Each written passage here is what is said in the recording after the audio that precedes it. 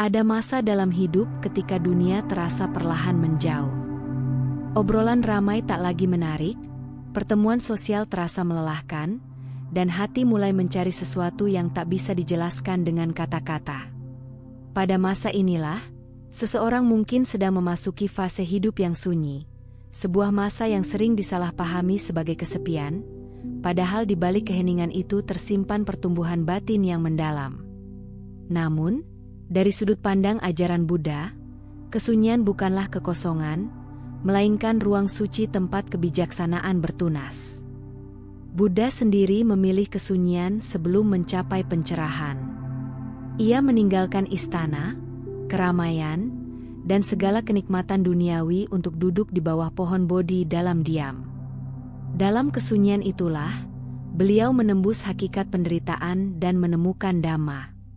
Maka, ketika seseorang di masa kini mulai tertarik pada keheningan, bisa jadi ia sedang mengikuti jejak batin yang sama, jalan sunyi menuju kebijaksanaan.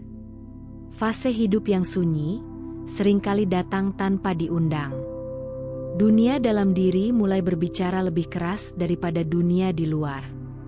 Ada yang merasa seolah kehilangan arah, padahal sesungguhnya sedang diarahkan menuju kesadaran baru.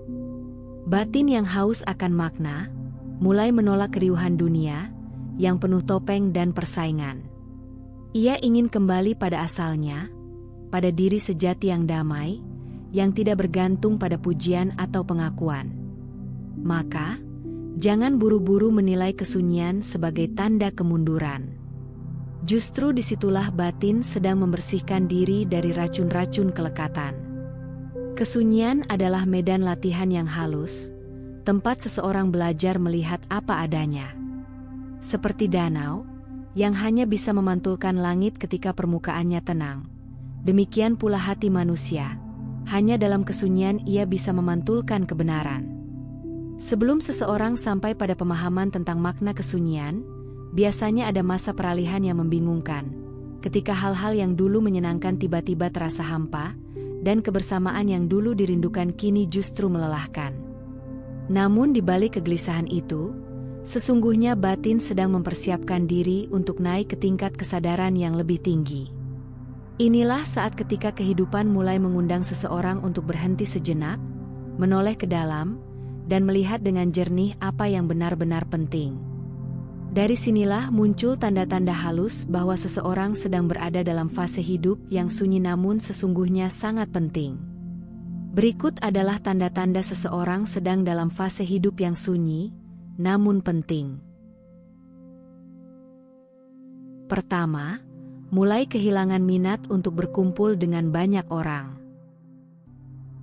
Seseorang yang mulai kehilangan minat untuk berkumpul dengan banyak orang, bukan berarti sedang menjauh dari kehidupan, melainkan sedang bergerak menuju kehidupan yang lebih sejati. Dalam keramaian, ia mungkin dulu merasa hidup dan berharga, namun kini batinnya menyadari bahwa tidak semua kehadiran membawa ketenangan.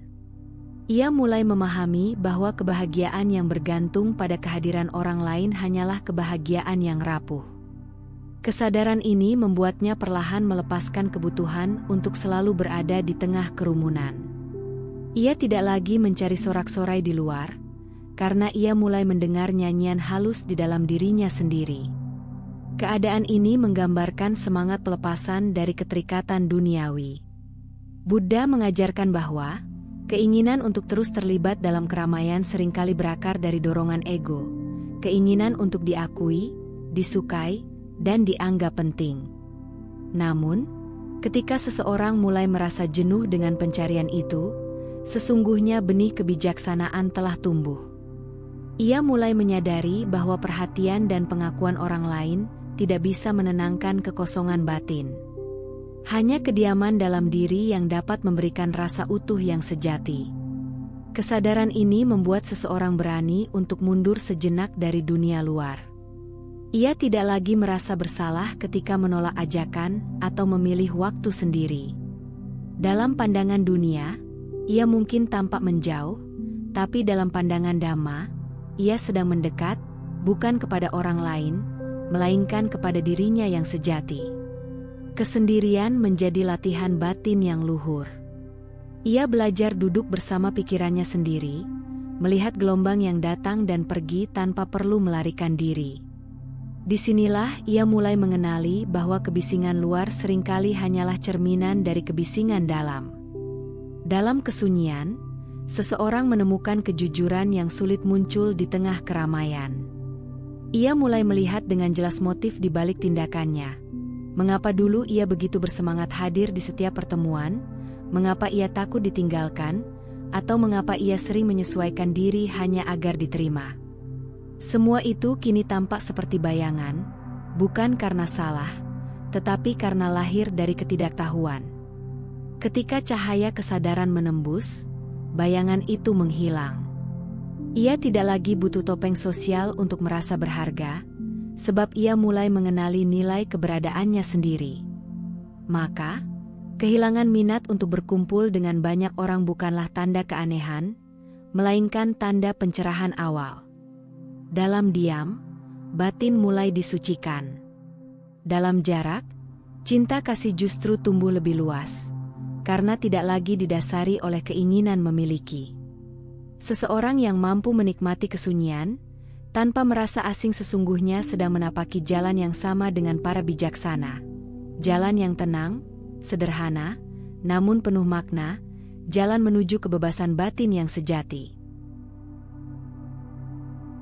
Kedua, lebih suka berpikir tentang diri sendiri daripada urusan orang lain.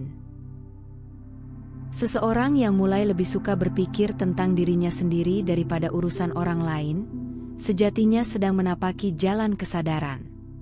Ia mulai menyadari bahwa terlalu lama hidupnya dihabiskan untuk mengamati, menilai, dan membicarakan kehidupan orang lain, seolah-olah kebahagiaan terletak pada mengetahui kelemahan mereka. Namun pada titik tertentu, ia lelah.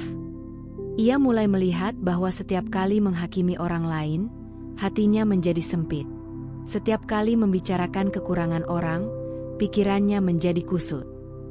Dari kelelahan batin itulah muncul dorongan untuk kembali, bukan kepada dunia luar, tetapi kepada dirinya sendiri.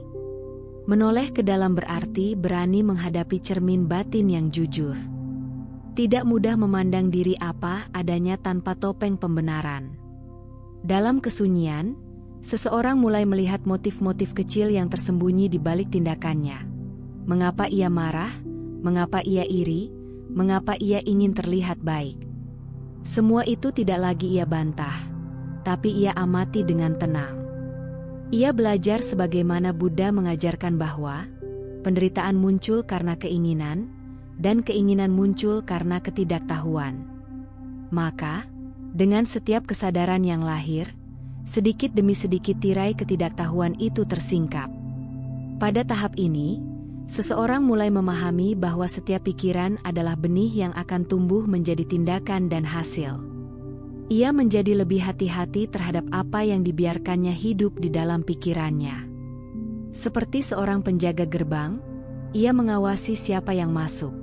Apakah itu pikiran yang membawa kedamaian atau justru kebencian? Apakah itu welas asih atau keinginan untuk menonjol? Ia tahu bahwa dunia luar hanyalah cermin dari dunia dalam. Maka, mengubah diri bukan lagi kewajiban moral, melainkan kebutuhan batin yang mendalam. Orang yang menempuh jalan ini mulai berhenti mencari kesalahan di luar.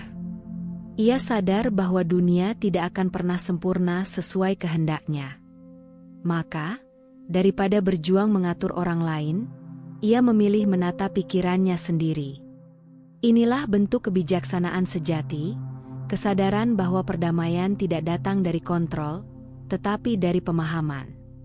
Dalam Dhamma, inilah langkah menuju samasankappa, pikiran benar, meninggalkan niat jahat, keinginan untuk menyakiti, dan pandangan keliru. Semakin ia menoleh ke dalam, semakin ia menemukan ruang yang luas di dalam dirinya. Ruang di mana tidak ada lagi kebutuhan untuk membandingkan, bersaing, atau menghakimi. Di sanalah ia mulai merasakan kebebasan sejati. Ia memahami bahwa semua orang sedang berjuang dengan penderitaannya masing-masing. Maka dari pengamatan batin lahirlah belas kasih, bukan penilaian.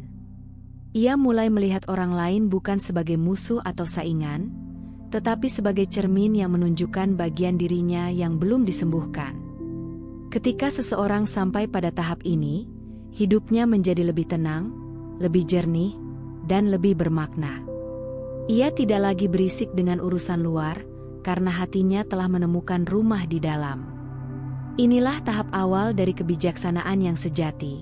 Ketika seseorang menyadari bahwa satu-satunya yang perlu disempurnakan bukanlah dunia, melainkan cara ia memandangnya.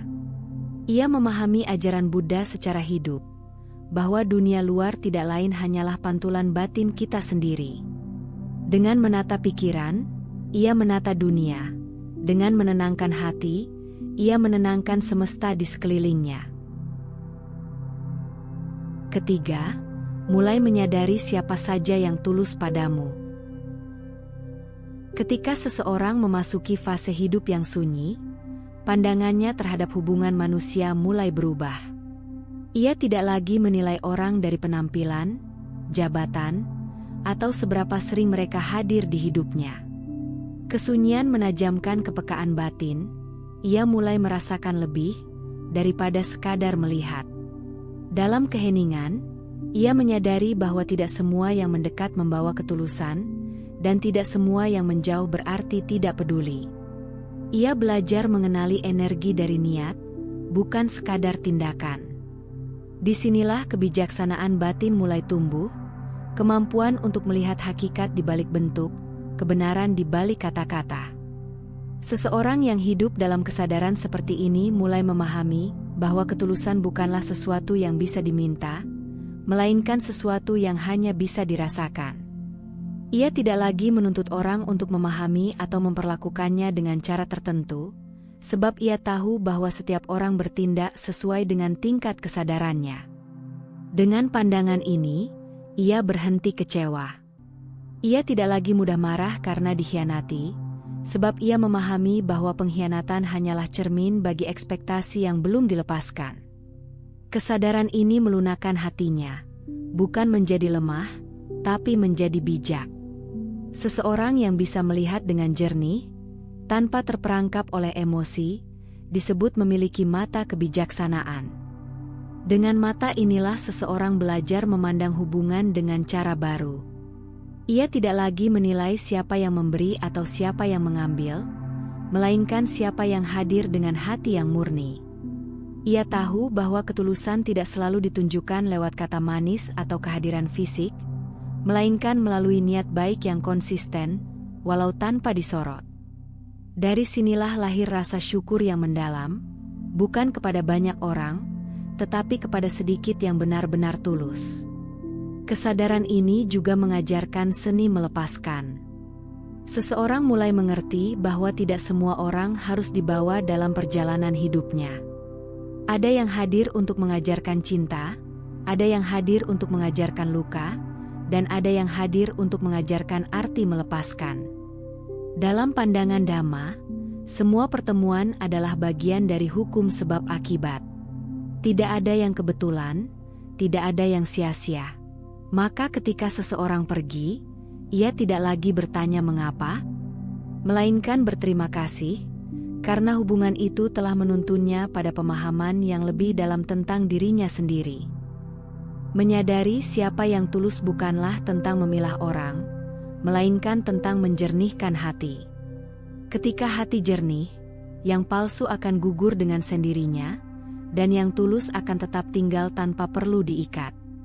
Orang yang telah sampai di tahap ini hidup dengan welas asih, tidak membenci yang pergi, tidak berlebihan mencintai yang tinggal.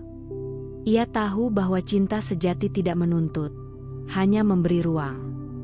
Dalam kesunyian, ia menemukan kebenaran yang lembut, bahwa ketulusan sejati bukan sesuatu yang datang dari luar, tetapi sesuatu yang memancar dari hati yang telah memahami makna keikhlasan. Sebelum kita lanjut, jika apa yang Anda pahami dari video ini membawa manfaat, kami dengan rendah hati mengajak Anda untuk mendukung Rakitua dengan memberikan like dan subscribe. Jangan lupa bagikan juga kepada sahabat, keluarga, dan orang yang Anda sayangi, agar semakin banyak yang mendapatkan inspirasi dari ajaran Buddha. Anda pun bisa meninggalkan komentar positif sebagai wujud semangat dalam menebarkan kebaikan. Bagi Anda yang ingin mendukung lebih jauh, silakan berlangganan atau memberikan donasi melalui Saweria yang tercantum pada deskripsi video ini. Setiap dukungan Anda akan sangat berarti untuk terus menghadirkan dhamma yang menyejukkan hati. Mari terus telusuri ajaran yang sangat berharga ini, karena kami yakin pesan ini akan sangat berguna bagi Anda di kemudian hari.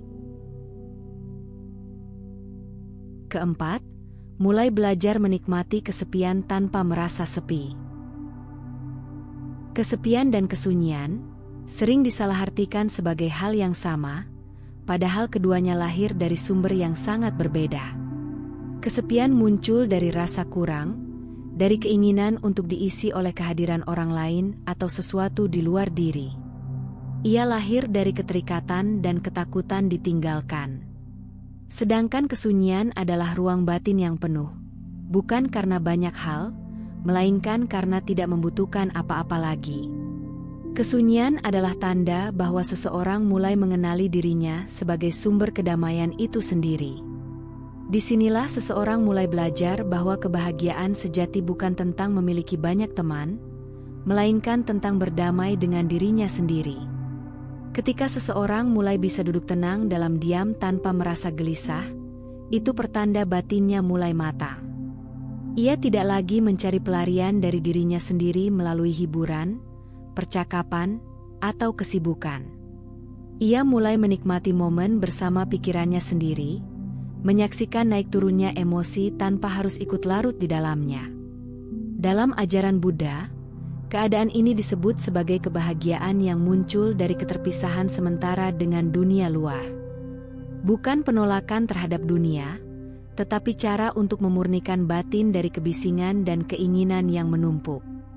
Dari sini, seseorang belajar bahwa diam bukan berarti hampa, melainkan jernih. Kesunyian semacam ini melatih seseorang untuk tidak lagi bergantung pada stimulus eksternal. Ia belajar bahwa kehadiran orang lain bisa menyenangkan, tetapi ketidakhadiran mereka pun tidak harus menyakitkan. Ia mulai mengerti bahwa rasa sepi hanyalah ilusi dari pikiran yang belum berdamai dengan dirinya. Seperti laut yang tampak tenang di permukaan, tapi penuh kehidupan di dalamnya. Demikian pula batin yang damai, tampak sunyi, namun di dalamnya mengalir kebijaksanaan, welas asih, dan keutuhan. Ia tidak lagi membutuhkan validasi dari luar untuk merasa berarti, sebab ia telah menemukan sumber makna di dalam dirinya sendiri. Pada tahap ini, seseorang mulai menyadari bahwa kesunyian adalah guru yang lembut namun tegas. Dalam keheningan, ia dipaksa untuk melihat siapa dirinya tanpa peran, tanpa topeng, tanpa pujian. Semua lapisan ego terurai satu persatu, meninggalkan kesadaran murni yang polos seperti air yang jernih. Ia menyadari bahwa rasa sepi yang dulu ia takuti ternyata hanyalah pintu menuju kebebasan batin. Di baliknya, ada kedamaian yang luas, kedamaian yang tidak bergantung pada apapun dan siapapun.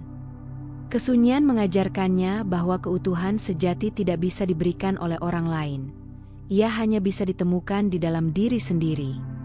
Maka, belajar menikmati kesepian tanpa merasa sepi adalah langkah penting dalam perjalanan menuju pencerahan. Ia bukan tanda kehilangan, melainkan tanda kelahiran kembali, kelahiran kesadaran yang bebas dari ketergantungan. Ketika seseorang mampu duduk tenang tanpa merasa kosong, ia sedang menyentuh inti dari ajaran Buddha, bahwa kebahagiaan sejati muncul ketika pikiran berhenti mencari, berhenti menolak, dan mulai menerima segalanya apa adanya. Dalam keheningan itu, seseorang tidak lagi merasa sendirian, karena ia menyadari bahwa dirinya adalah bagian dari seluruh kehidupan, satu dengan alam, satu dengan keberadaan, satu dengan dhamma itu sendiri. Kelima, tidak butuh pembuktian, cukup pembenaran dari hati sendiri. Ketika seseorang telah menapaki jalan kesunyian dan menemukan kedamaian di dalam dirinya, ia mulai melepaskan kebutuhan untuk terus membuktikan sesuatu kepada dunia. Ia menyadari bahwa sebagian besar penderitaan manusia berasal dari keinginan untuk diakui, untuk terlihat berhasil, untuk dianggap baik, untuk diterima oleh pandangan orang lain. Namun, semakin ia mencari pengakuan, semakin ia menjauh dari dirinya sendiri. Pada akhirnya, ia memahami bahwa hidup bukan tentang membangun citra, melainkan tentang menyadari kebenaran. Dari kesadaran inilah muncul ketenangan mendalam. Ia tidak lagi sibuk membuktikan apapun, karena ia tahu siapa dirinya tanpa harus diberitahu dunia. Dalam ajaran Buddha, keadaan ini disebut sakca, yaitu kejujuran terhadap kebenaran sejati yang lahir dari dalam diri. Sakca bukan sekadar berkata benar, tetapi hidup selaras dengan kebenaran batin, dengan suara hati yang murni. Orang yang hidup dalam sakca tidak membutuhkan sorotan, karena cahaya dalam dirinya sudah cukup menerangi jalannya. Ia tahu bahwa pengakuan dunia bersifat sementara. Hari ini dipuji, besok mungkin dicela. Maka, ia tidak lagi menggantungkan harga dirinya pada penilaian luar. Ia memilih hidup dengan integritas, mengikuti jalan yang benar meskipun tidak dilihat atau diapresiasi siapapun. Ketika seseorang tidak lagi mencari pembuktian, pikirannya menjadi ringan. Ia tidak lagi kelelahan karena berpura-pura, tidak lagi cemas apakah tindakannya disukai atau tidak. Ia menjalani hidupnya dengan ketulusan yang alami, seperti bunga yang mekar tanpa bertanya siapa yang akan mengaguminya. Ia tahu bahwa setiap perbuatan baik tidak perlu diketahui dunia, karena kebaikan sejati adalah yang dilakukan tanpa pamrih. Inilah kebebasan sejati, kebebasan dari penilaian, kebebasan dari rasa harus menjadi sesuatu. Ia hidup sebagaimana adanya, dan dalam kesederhanaan itu, muncul kebahagiaan yang tidak bisa digoyahkan. Dalam diam, ia menyadari bahwa pembuktian hanyalah permainan ego yang halus. Ego selalu ingin dilihat, dihargai, dan dikatakan bernilai. Tapi ketika seseorang menembus ilusi itu, ia menemukan sesuatu yang jauh lebih damai, pembenaran dari hati sendiri. Hati yang tenang tahu kapan ia berjalan di jalan yang benar, meski dunia tidak memahami. Ia tahu bahwa kebenaran tidak selalu populer, dan kebaikan tidak selalu disambut. Namun, ia tetap melangkah dengan mantap, karena kompasnya bukan lagi opini orang, melainkan suara batin yang jernih. Maka, tidak butuh pembuktian bukan berarti berhenti berusaha, melainkan berusaha tanpa beban untuk diakui. Ini adalah bentuk kedewasaan spiritual, ketika seseorang bekerja, berbuat, dan hidup hanya untuk selaras dengan Dhamma. Ia tidak mencari kemenangan di mata manusia, melainkan ketenangan di dalam hati. Dan ketika hati telah menjadi saksi atas ketulusan hidupnya, ia tak lagi membutuhkan pengakuan dari siapapun. Ia tahu bahwa kebenaran sejati tidak perlu dideklarasikan, cukup dijalani, dengan diam, dengan damai, dan dengan keyakinan bahwa hidup yang selaras dengan kebenaran adalah kemenangan tertinggi bagi jiwa. Fase hidup yang sunyi sering terasa berat di awal. Dunia seolah menjauh, dan batin diuji dengan rasa kosong. Namun sesungguhnya, itulah masa paling subur dalam perjalanan spiritual. Dalam kesunyian, seseorang belajar membedakan antara keinginan dan kebutuhan, antara suara ego dan suara kebijaksanaan. Ia mulai mengenal siapa dirinya tanpa topeng dan peran. Buddha mengajarkan bahwa segala perubahan besar dimulai dari dalam diri. Kesunyian adalah ladang tempat benih kebijaksanaan tumbuh. Orang yang berani tinggal di dalamnya akan menemukan kedamaian yang tidak tergantung pada apapun. Ia tidak lagi mencari kebahagiaan, karena telah menemukannya di tengah ketenangan batin sendiri. Hidup yang sunyi bukan berarti hidup yang sepi. Justru di dalam kesunyian, seseorang bisa mendengar dengan lebih jelas suara napas, suara hati, dan suara kehidupan itu sendiri. Ia mulai menyadari bahwa segalanya muncul dan lenyap, dan bahwa kedamaian sejati terletak dalam penerimaan penuh terhadap apa adanya. Jadi, jika kini kamu merasa sedang berada dalam fase hidup yang sunyi, jangan takut. Itu bukan tanda kamu tersesat, melainkan tanda bahwa batinmu sedang tumbuh. Seperti bunga teratai yang tumbuh dari lumpur, kesadaran yang murni pun tumbuh dari kesunyian.